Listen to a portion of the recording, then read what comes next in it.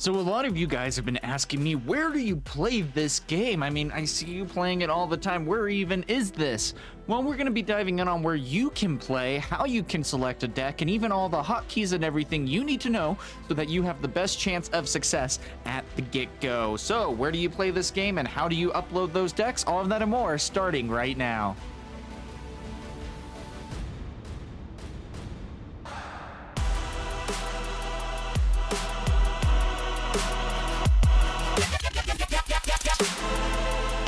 And that's the biggest thing, especially with a brand new game. There's a bunch of different decks, there's a bunch of different ways to play this game, and it's very overwhelming sometimes because it's like, I have my one box that I was able to get. How do I even build a deck from this, and is it even going to be any good? I picked up some of Yasuo. Is that going to be something worth getting? Is what's going on, you know? And it can get a little bit overwhelming. Well, luckily there's a couple of good resources there, and the big reason why I do somewhat encourage, and I say somewhat because it's not an complete encouragement, because I do want people to be playing this game in person. That's the biggest thing, of course. But the reason why I encourage online play, one is for testing, being able to get better at the game, figuring out the weaknesses of your deck and things of that nature at a better pace than what you would otherwise be able to do. And two, there has been so many times with, like, when I was competing in Magic the Gathering or Yu-Gi-Oh! Or things of that nature, where I went and was like, this deck archetype looks so cool, you know, and I would buy all the stuff and realize I actually do not like this deck. Or it's just not very good. And I'm out $150, $200 because I bought a deck that I just don't necessarily really like. That sucks. Not the best feeling in the world. But with that being said, too, it's like, well, if I would have play tested that a little bit more, or, you know, dove into it a bit more, I might have figured out that it's not exactly my speed. And so for those two reasons, I will be diving in on how to go ahead and select a deck list and what to do from that point on, including playing on TCG Arena and the hotkeys and things of that nature to give you guys the best experience. Now, with that being said, the first place we're going to be going for this is going to be Piltover Archive. This is a great site. It's going to be helping you with everything that you need in order to be dressed for success. They have codes that you can be able to download that we'll look into, that will be able to help you be able to play on Tabletop Simulator, which is on Steam. The big thing about Tabletop Simulator is it does cost as a software. It's on Steam, as I have stated, in the Steam store, and you will be able to, of course, buy that. And there is a mod in the workshop that Willow made that allows you to be able to play this game with all the cards in the database. Really cool stuff right there. The tough part about that is there's no find a random opponent type thing, so you do have to join a Discord, but there are plenty of Discords out there to help you find those matches. A lot of people who are just willing to play, even with a lot of brand new players as well, it's a great place to learn. The big thing with that too is a lot of tournaments do take place on Tabletop Simulator. So if you do want to play on Tabletop Simulator and you do want to actually enter tournaments, then you do have to bite the bullet and pay for that mod. Luckily I had it because my friends play Twilight Imperium, and we are crazy like that and play online weekly. So with that, though, it's really interesting because you can just immediately import the code that way, and Piltover Archive has done such a great job at making this such an easy system to be able to use. So you're looking around and you're like, these are a lot of decks. How do we know what's even good and bad? And that's a good question because you don't. You know, you do see like Chinese national teamo of the top 16. Now, of course, this one does say, at least, I'm glad that they did put that the player was disqualified for, you know, gaining an unfair advantage and whatnot. But, you know, then you are able to see the China National Open top 32 set, which is really fun to look at. Yasuo's 4th place deck. You know, Shanghai Nationals Open, but on the other pages as well, you're going to be seeing a lot of stuff that is just like Volibear's Wild Hunt, Budget Victor, you know, 2nd place Nexus Knight, Manga Count, whatever, you know, and you know, Budget Misfortune, 3rd place Nexus Knight, and it's from random people, and you don't necessarily know if it's good or not. So Regardless, though, you can go ahead and look around and see what you end up liking. And once you do, you can go ahead and log into your profile and be able to get these made on your own profile for you to be able to go. Now, with this is my Kai'Sa deck that I've been testing and playing a lot of. Really fun deck and things of that nature. Now, you have a couple of things. You can copy deck code, copy link if you want to share it with friends, open deck builder if you want to edit some stuff, export and edit deck. Now, export is really nice because you can generate the image with the transparent background or dark purple. And just like that, you can go ahead and copy and be able to share it with your friends or on a Discord for feedback on how your deck is looking and what changes you might need to make. Clicking export and hitting export as text is going to be what you want to do to be able to get it over into TCG Arena. So go ahead and copy to clipboard. We'll go to TCG Arena. Now, I do recommend actually going in and creating your profile. It's going to be the place that goes ahead and allows you to have all of your decks. Now, when you first show up, of course, this is more of what your page is going to be looking like. Yu-Gi-Oh!, Magic, Lorcana, Star Wars, all that stuff. And you want to pick Riftbound, of course. Once you do make your profile, you will be able to have this auto-saved like what you saw. And it took us over to, this page here, or, the previous page that we saw, this one. With that, then, it would be really nice to have a deck to be able to play. Well, this is really easy. You just go ahead and create a deck. You say Testy Mick Test Face, sure. And Classic is what you're going to want. Create the deck. And then you go import, Control V, import and add, or import and replace if you're updating a deck that you've already created. So import and add. Now, this is going to be a big difference maker. You see all of this, you have a plus and minus, but the big thing is you have a drop down right here. You can move to sideboard or move to chosen champion. You want to go to the one. Now, Kai'Sa is automatically selected as my champion. I don't have to search through the deck to get there. Really helpful. And then we can go save. Awesome.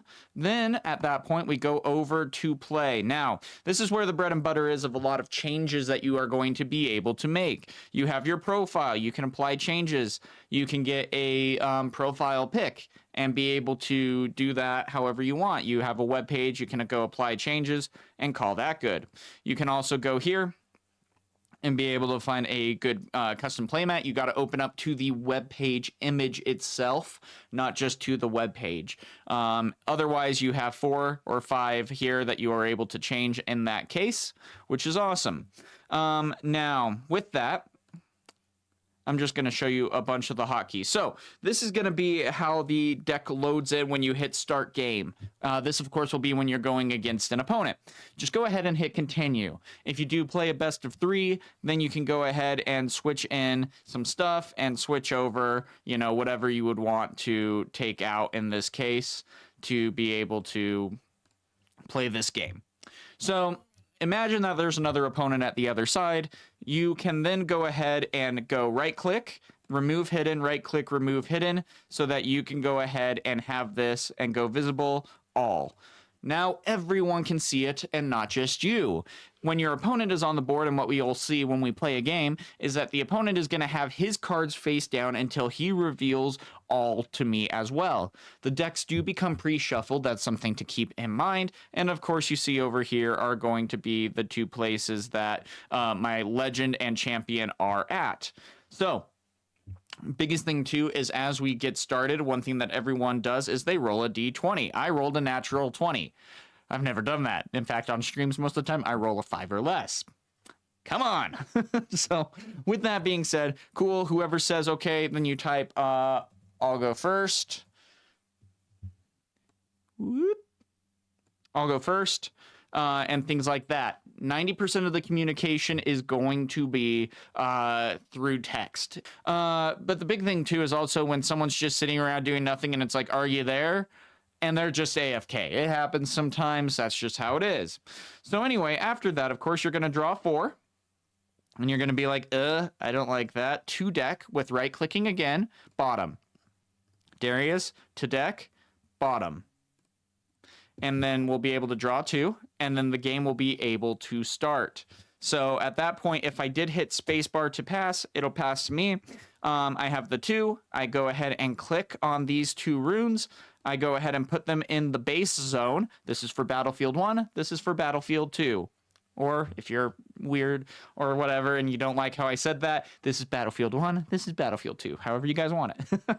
So with that being said, you guys can go ahead and have that there and call it good. Now, of course, on the next turn, it'll go ahead and automatically ready when your opponent passes by hitting the space bar.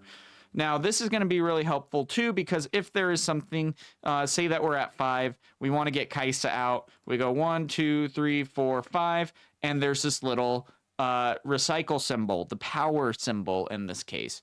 You can click on it, and then you go ahead and move Kaisa out.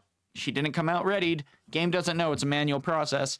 You just go ahead and tap it. It's automatically ready. You can move it over. You can say, am I good? You'll see an opponent do a thumbs up, usually. Or if they just don't say anything, you just go ahead and click on the up arrow here, and you draw the card for the Kaisa combo. Nice. Then you're, of course, able to go over here. You'll then go up to 2 points, and then Reaver's Row will activate as needed in this case, and everything is notated down here as well. So very helpful there. Now, what happens if on accident you just so happen to, I hit, instead of tap, I hit the recycle? That really sucks. Not much you can do. You can kind of search and get the card that you put at the bottom, you know, and kind of go to play in that case, but that's still going to shuffle everything. Biggest thing that I found is when you on accident shuffle, just wait till you get the same color out. It's a small mistake. Does it really impact the game? Not really. And the deck automatically shuffles if you do go the search option. So let's say you play a stacked deck. Now, stacked deck is really interesting because you get to look at the top 3 cards and select one to add to your hand and the rest to the bottom. So you're going to right click on the deck and you go manage top cards. And then right here you go show one more, show one more, show one more. Now it's like, I really want Falling Star. Well, let's go ahead and put that to hand. And let's go deck bottom, and exit out. Now it's put them on the bottom, hasn't shuffled the deck, and I'm able to have this card in hand.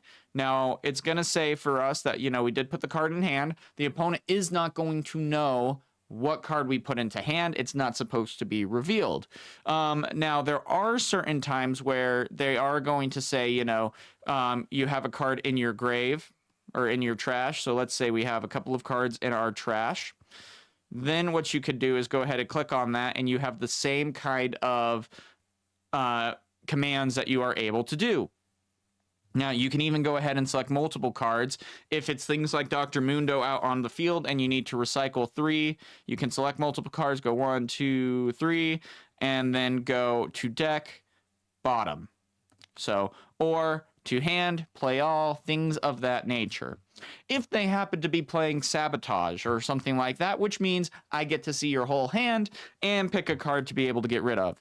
There's a small little arrow right here. You go ahead and you click on that and you can go reveal all. Now your opponent gets to see everything that's in your hand. They can say, oh, I don't want the Thousand Tail Watcher. If it was like, you know, whatever it was, you know, in that case. If it was Sabotage, you know, of course it would be probably a Void Seeker or a Falling Star in that case.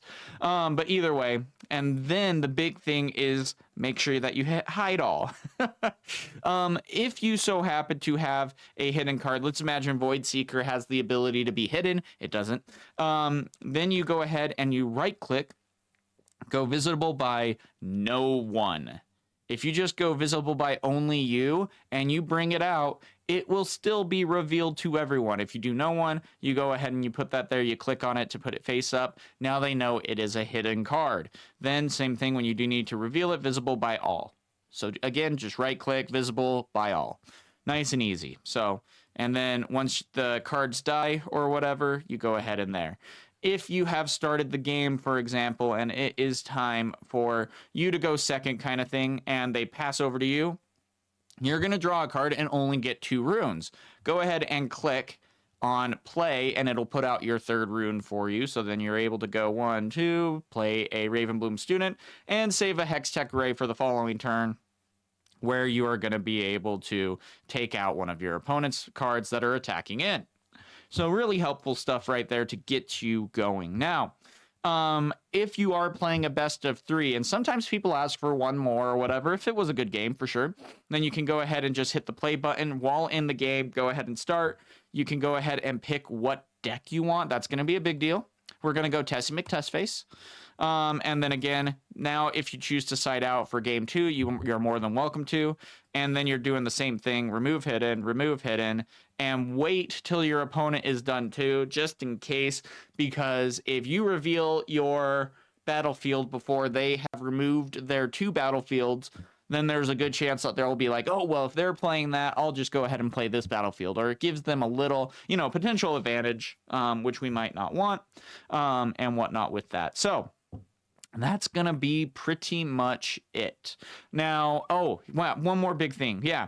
So on a card, if you do actually end up having some stuff to go over, you go toggle counter here if you have something like Cleave. So I'll go ahead and play Cleave. Imagine that this is Cleave. We'll drag it to the play zone after tapping 1. Targeting Kaisa. That'll add 3 in that case when she's attacking, and she goes into this battlefield and is attacking 2 units here that are on the other side, we'll say. Now she is at 7. They go ahead and they reveal a smoke screen. Well, then we go and we can remove it, or even just say like -1. So you can go ahead and then select down to -1 so that you know that Kaisa is now at 3 might. Now, the difficult part and the thing to remember that sometimes is a little bit tricky is that if you do go ahead and go down to like 1, for example, with like damage counters, like say someone played a Caffeine Rain and put 2 damage on Kaisa for whatever reason, and she has 2 left. She still deals the 4 might. She just has 2 health left. And that's where the game can get a little bit confusing and to track. And it's like, well, I have -2 to represent the 2 damage, but remember that she still has 4 might of damage that she is able to deal. Otherwise, I think that is about it. If you do need to search for any cards, like for example, if you on accident leave your Kaisa into your deck, you can go ahead and search in this case. You can go to the search bar over here. You can go Kai. You just go to play, and then you can drag it right back out to the zone. Otherwise, there's not necessarily a whole lot that you need to worry about. There's sometimes people will use arrow keys and things of that nature. And that can help a little bit. It's not necessarily needed. But let's go ahead and take a look at playing a game real quick. So we'll go play. We'll find a random opponent. And sometimes it won't work right away, but it looks like in this case we're joining a new player. We're going to go start game, and we're going to go Annie. Sure, let's play Annie. That'll be fun. And then we'll go continue. We're not citing anything out. And did they load a deck? Oh, good. Victor. Awesome. Okay, so then we're going to go remove hidden. Actually, let's go just for speed of the game. Let's go remove hidden. And now that they've done that, visible to all. And roll a dice. Again, see, there we go. We rolled a 6. There we go. He rolled a 2, though. Okay, cool. I'll go first. Okay, so then we go 1, 2, 3, 4. Ooh. Oh, I don't like that. Let's go 2 bottom.